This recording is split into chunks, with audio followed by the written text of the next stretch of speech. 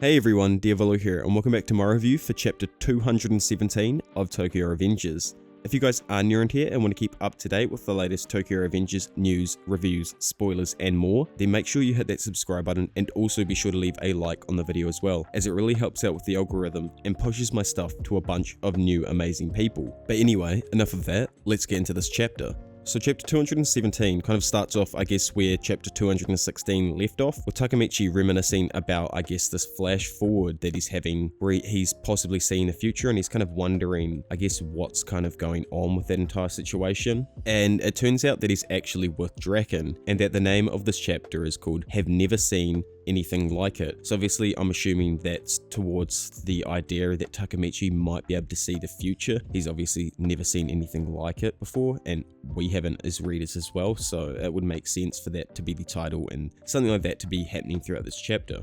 So obviously Draken is with Takamichi, as I've said, and they are actually going to, where Draken lives, at the brothel. Obviously Takamichi hasn't been here pretty much for the last 2 years, or doesn't remember coming here, so he feels quite nostalgic and is quite surprised because Draken still actually lives there. And Draken says that he still lives here because he couldn't live from the bike shop alone, so he helps out with the brothel still. Obviously helping out with the brothel, I mean in cleaning kind of ways. He's probably not doing anything other than that, as I'm pretty sure Draken's only just turned 18, so if he's done anything else in the previous 2 years, might be a bit dodgy. But yeah, moving on from that, Draken and Takamichi head over towards the elevator. Once they hop in the elevator, Takamichi hits like the 4th floor, which is where they're going to head up to. And immediately, as he hits the 4th floor button, Takamichi is given, I guess, another vision where there's blood or something splattered all over his shirt. And he looks down and then looks at his hand, seeing like blood all over his hand. Obviously, this is a vision of something that we don't know. It could possibly be the time that Takamichi was leaning over the top of Senju, like we just saw in the previous flash forward, and it could be the blood that he's got there, because as we saw in that chapter, there was a little bit of blood that he had around his stomach area.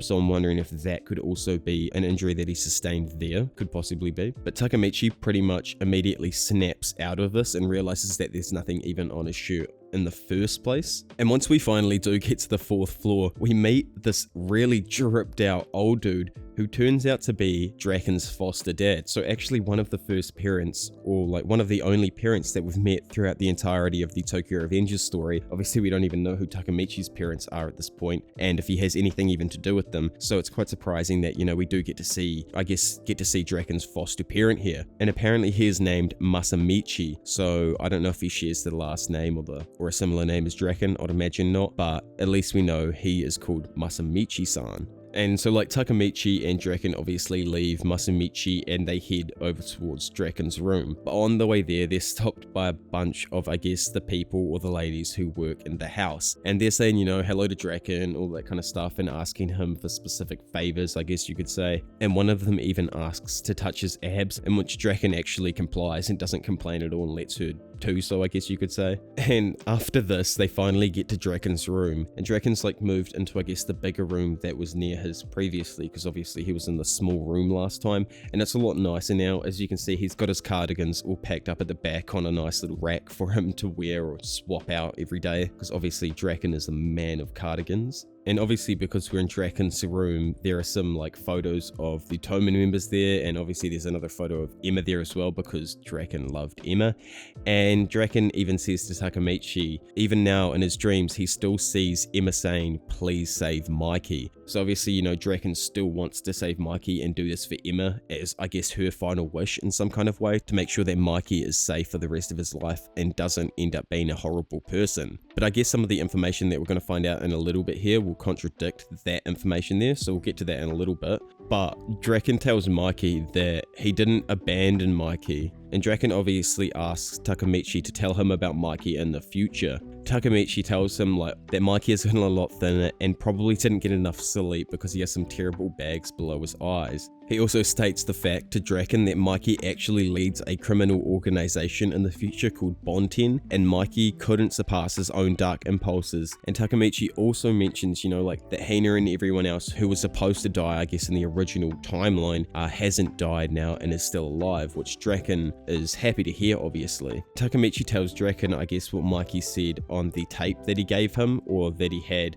buried in the ground for their time capsule that they would open in 12 years. And he says, until the day we meet again in 12 years in the future, I'll protect Toman and Hina. So obviously he tells Draken what Mikey's plan was and the reason and why he started to distance himself from everyone. And we kind of get confirmation of that from Draken as well, where he says Draken realized that Mikey was already watching over the future where everyone is alive. So from 2 years ago, that's why Mikey has decided to keep his distance from his friends and push them away. And that makes sense to Draken, obviously, because he would have seen this from his own perspective over these last 2 years, and Takamichi wouldn't have known what's going on. So that's kind of given us an idea of what Mikey has been up to in some kind of way. He hasn't been around any of the guys for at least the past 2 years, or ever since Toman disbanded pretty much, and he's probably been doing his best to protect them but also push them away at the exact same time, which is quite contradictory, but it makes sense for what happens in the future. Then this is when we get, I guess, the thing that I was talking about that's kind of contradictory to some of the stuff I said earlier, where Draken said that we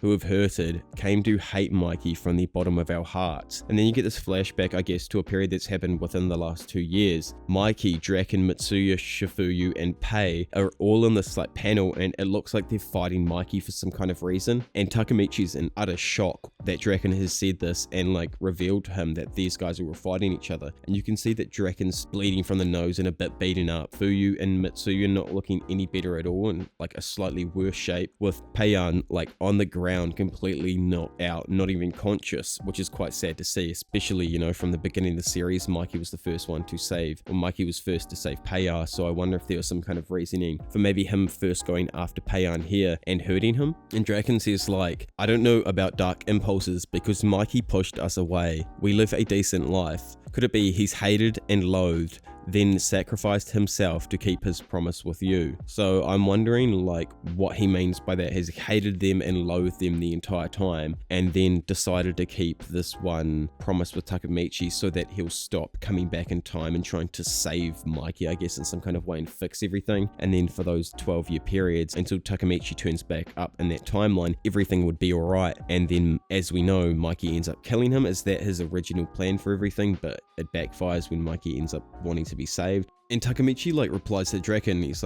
what do you mean for the sake of the promise with me? And Draken said to Takamichi that he is positive. So this is obviously why, as I've just said, the entire reasoning behind why Mikey is pretty much doing this now and pushing everyone away is for this promise that Takamichi and Mikey have made. And he believes, or I'm guessing Mikey believes, that for the best future for the Toman guys, he needs to not be around because for some reason he keeps falling into these dark impulses that he possesses. And I guess he started off early this time in creating a complete new gang, whereas in previous timelines he would be obviously manipulated by Kisaki into becoming evil. But now Mikey believes that if they stay with him no matter what, then they're going to die or they're going to become evil and fall into dark impulses similar to Mikey. And Draken says to Takamichi, now that he's joined Brahmin, I guess the future should have changed, because maybe in that future past or the other timeline, obviously Takamichi didn't join Brahmin and he just ended up working at the DVD rental store and everything went back to normal for him after he went back into the original timeline. So now that he's back here, time has probably changed again and the future has probably changed for Takamichi, and that's probably why he's been given this future sight or this future vision. And like I was saying, if you've watched my spoiler video, I think that Takamichi and Mikey are both in some way going to be able to see the future. Maybe not Mikey, but definitely Takamichi is going to be able to see the future so that the story can progress in some kind of way. And I'll keep it short, but pretty much how is the story going to progress if Takamichi isn't able to return and find out whether or not the things that he is doing to try and save his future is correct or not, and try and save Mikey is correct or not. And this will be the only way to see the specific people that maybe Mikey and the people around him have killed that have driven Mikey even deeper into these dark impulses will be fleshed out through these future visions instead of Takamichi jumping back. So I'd imagine this entire arc, until the very end of it at least, Takamichi is going to be in his 16-year-old body, it looks like, or a 17-year-old body. In the corridor, while Draken and Takamichi are walking down it, Takamichi accidentally bumps into one of the ladies who works there, and she spills some red tomato sauce that she just happens to, I guess, be carrying around with her onto Takamichi. And Takamichi realizes that this is the exact same vision, I guess, that he was having before he went into Draken's room. And I think it's quite possible here that he maybe is seeing his death, especially with the entire blood idea around his abdomen area, and then looking at his own hand. I think the possibility of that is like quite a death thing where someone gets stabbed and then they put their hand down to feel if there's blood or not, and then look back at their hand to see, like, it is like quite a movie thing. So I think that this is like possibly even Takamichi's death that he might be seeing. It's just a thought. But on the last page of the chapter, Takamichi says, "Could this be I can see the future?" And the sentence on the last side of the right page is extremely important as well, as it says, "The thought of rescuing Mikey has been exchanged with," and what is Takamichi's true power? So this chapter is huge, and these last few chapters have just been insane. Plot twist after plot twist. It's actually just been hectic. I don't know if anyone noticed, like, if Karaagi Senju was a girl from the beginning, but that plot twist was absolutely insane to me. The idea that Takamichi is pretty much going to be able to see the future makes so much sense, but it's another massive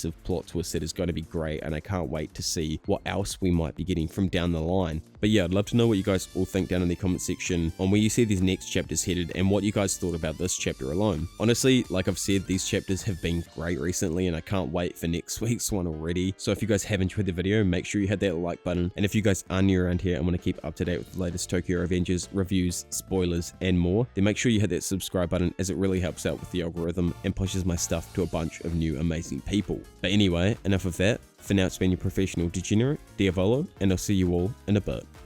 Bye.